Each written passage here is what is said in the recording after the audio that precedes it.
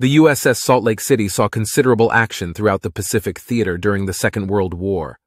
She was named in honor of the state capital of Utah and was the second member of the Pensacola class to be built. Nicknamed the Swayback Maru by war correspondent Robert J. Casey, as well as Old Swayback, Salt Lake City survived the Pacific War and earned 11 battle stars along the way for her service. She then survived 2 atomic bomb blasts before ultimately meeting her end at the hands of her fellow surface combatants as a target ship in 1948. The Pensacola class was designed with several factors in mind, namely the U.S. Navy's need for new cruisers to replace the slow, aging armored cruisers of the previous generation. This new class needed to be fast enough to scout for the battle line, while also rivaling recently introduced foreign cruiser classes in speed and firepower. They also needed to have the fuel storage capacity to operate throughout the vast expanses of the Pacific Ocean. The Pensacola class checked most of the boxes for the Navy, but, as with all U.S. treaty cruisers, they were lightly armored due to the limitations of the Washington Naval Treaty. In order to stay under the 10,000-ton limit for cruisers, but still get the critical elements they sought included, a major sacrifice in armor protection was accepted by the Navy. In fact, the Pensacola class was originally viewed as a light cruiser class due to their thin armor until the signing of the London Naval Treaty in 1930. The London Treaty established a formal difference between heavy and light cruisers based on gun size. Thus, in July 1931, Salt Lake City and her sister, despite the deficiency in armor but armed with 8-inch main batteries, officially became heavy cruisers. Salt Lake City's keel was laid down on June 9, 1927 by the New York Shipbuilding Corporation in Camden, New Jersey, and she was launched about a year and a half later in January 1929. She cost $8.6 million to build, and when completed would have an overall length of 585 feet, 6 inches, and a beam of 65 feet. Her standard displacement was 9,100 tons, and her full load displacement was 11,500 tons. Salt Lake City had a main battery of 10 8-inch 55 caliber Mark 9 guns housed in 4 turrets. They were arranged very distinctly in 2 triple turrets super-firing over 2 twin turrets, a pair forward and another pair aft. This arrangement was due to the hull tapering off to allow for higher speeds, and was needed to allow the lower turrets to fit within the slim confines of her hull. Her guns were mounted on single sleeves that had to be elevated together, and they had a maximum range of about 30,000 yards. Her barrels were pretty close to one another, so much so that the muzzle blasts from adjacent barrels disturbed the shells as they left the neighboring gun barrels, which resulted in high dispersion patterns. Fire control for her main battery was provided by a Mark 18 director located atop the main mast. Salt Lake City lacked a proper secondary battery, but did begin life with 4 5-inch 25 caliber anti-aircraft guns and 2 3-pounder saluting guns. She also carried 2 torpedo launchers that each had 3 torpedo tubes.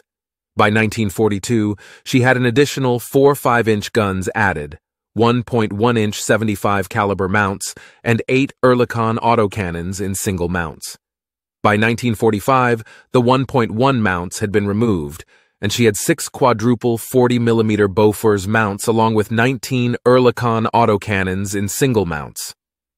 As mentioned earlier, Salt Lake City had a woefully thin armor belt that was 4 inches thick at its thickest point, and 1 to 1 3/4 of an inch of deck armor. This, along with the use of welding instead of traditional riveting, was done to help keep her under the 10,000-ton Washington Treaty limit for cruisers. Salt Lake City was powered by 4 reduction steam turbines, each driving one shaft using the steam provided by 8 oil-fired White Forster boilers. She was rated for 107,000 shaft horsepower and had a range of 10,000 nautical miles at 15 knots. She carried 4 float planes for scouting and gunnery spotting, and they were launched off of 2 catapults located amidships. Salt Lake City was manned by 87 officers and 576 enlisted men. Salt Lake City commissioned into the fleet on December 11, 1929, and spent the first few years of her career in the Atlantic before being transferred to the Pacific in 1932. During this time, her official Navy designation changed from CL-25 to CA-25 to reflect her status as a heavy cruiser under the London Naval Treaty.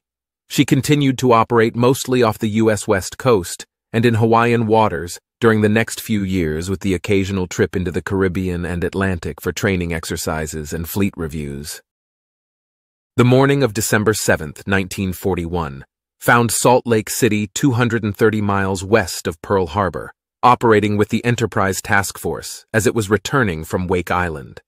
The task force immediately initiated a search for the Japanese upon learning of the attack, but found nothing and returned to Pearl Harbor near dusk on the 8th.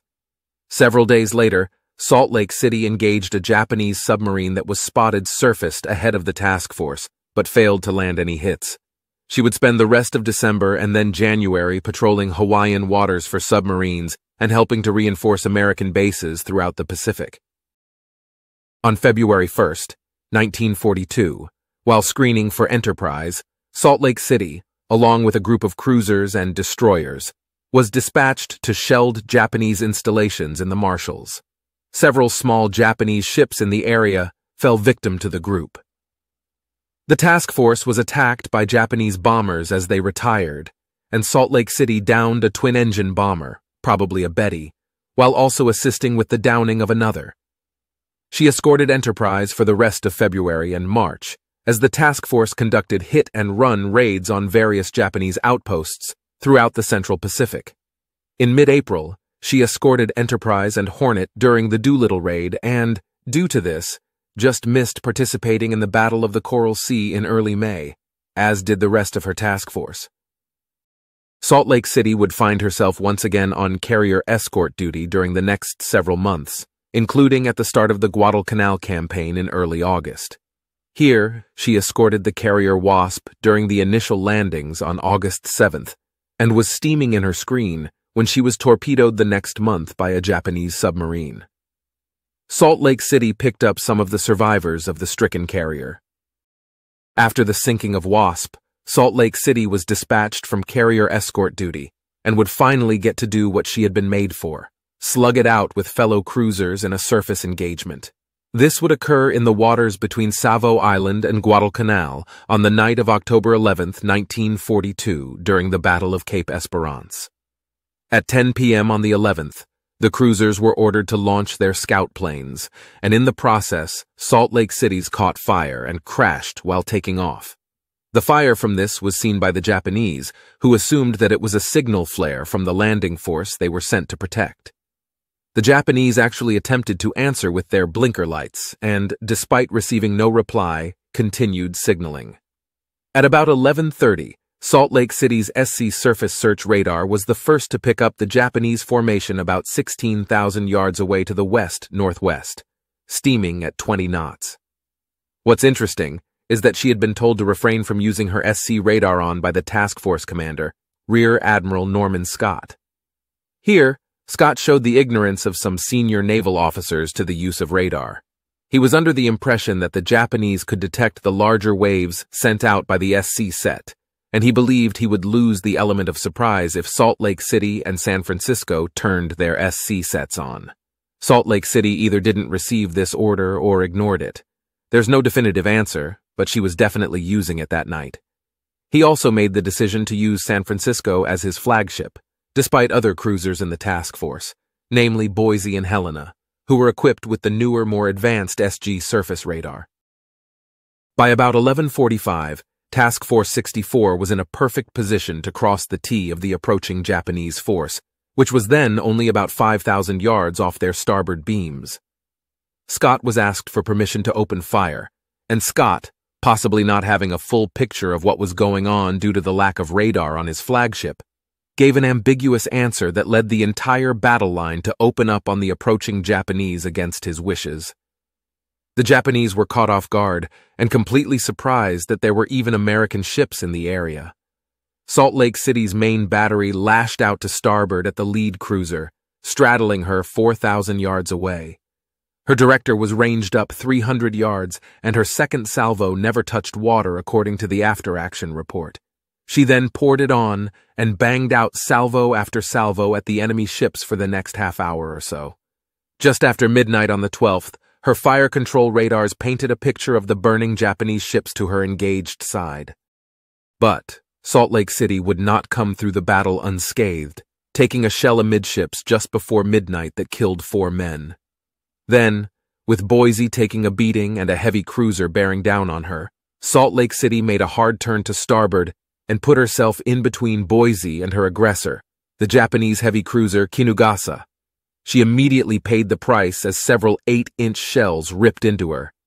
But as she came clear of Boise, she lashed out a full 10-gun salvo, corrected, and then landed at least 4 hits on Kinugasa with her subsequent salvos.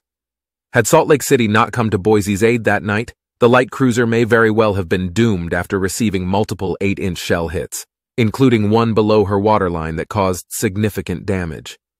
The action was over by about 12:15, and Salt Lake City retired, along with the rest of Task Force 64, after a brief attempt at a pursuit of the fleeing Japanese.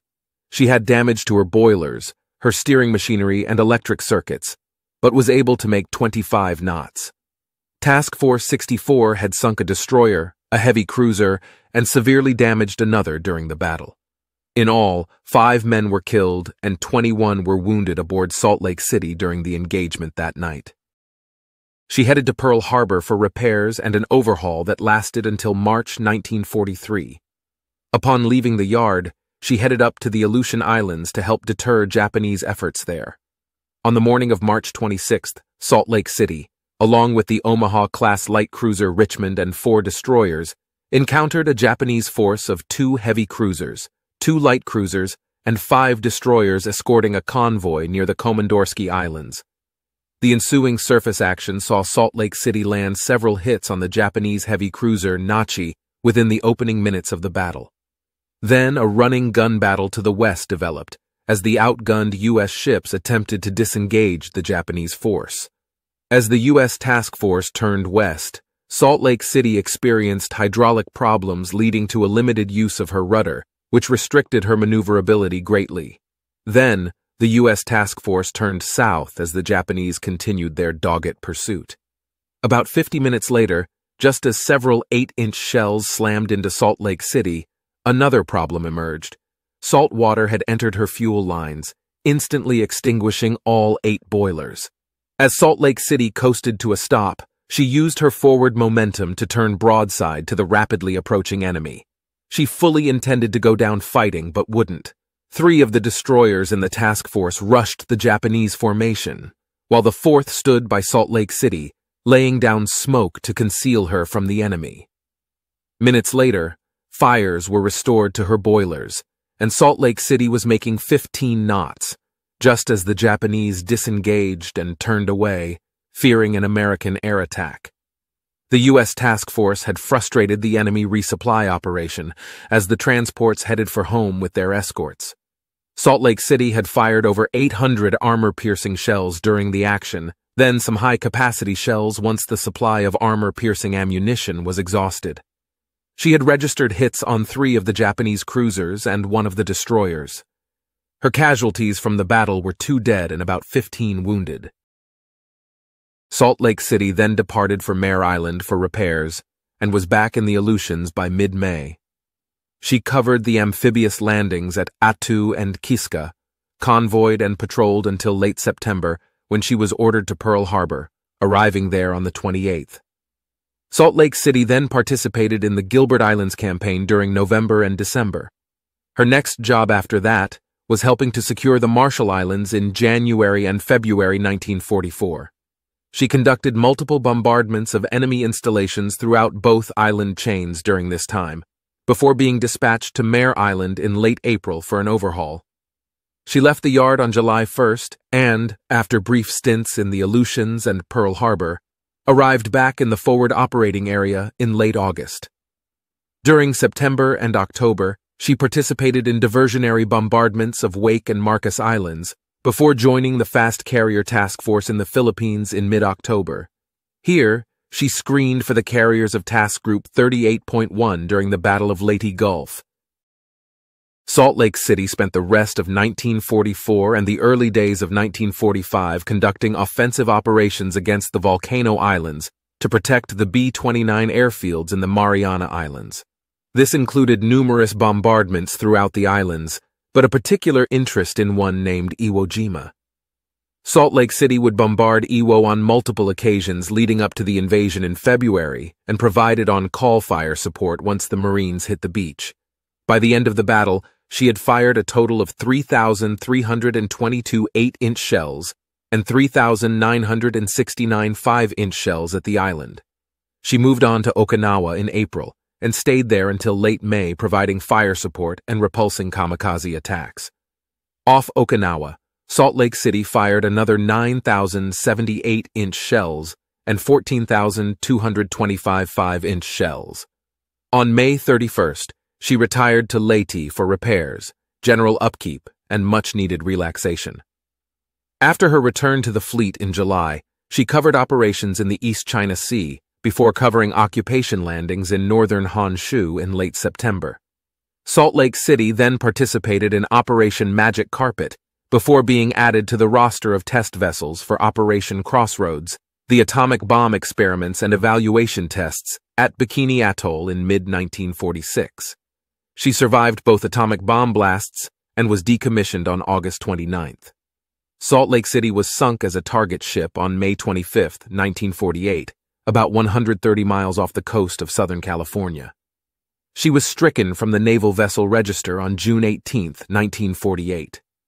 After 45 months of warfare that included 31 engagements against Japanese sea, air, and land forces, the Salt Lake City was credited with sinking or helping to sink 15 enemy vessels, including 2 heavy cruisers, a light cruiser, a destroyer, 10 auxiliaries, and a cargo ship. She damaged at least 10 other Japanese vessels and destroyed or helped destroy 12 enemy planes. She was tough and defiant, helping to hold the line early in the war when there wasn't much else the U.S. Navy had to throw at the Japanese juggernaut. She had a great career by any measure and kept her men alive. She was certainly worthy of legend status. Thank you for watching, and if you enjoyed this video, please hit the like button, comment, and subscribe so that we can bring you more insightful content just like this.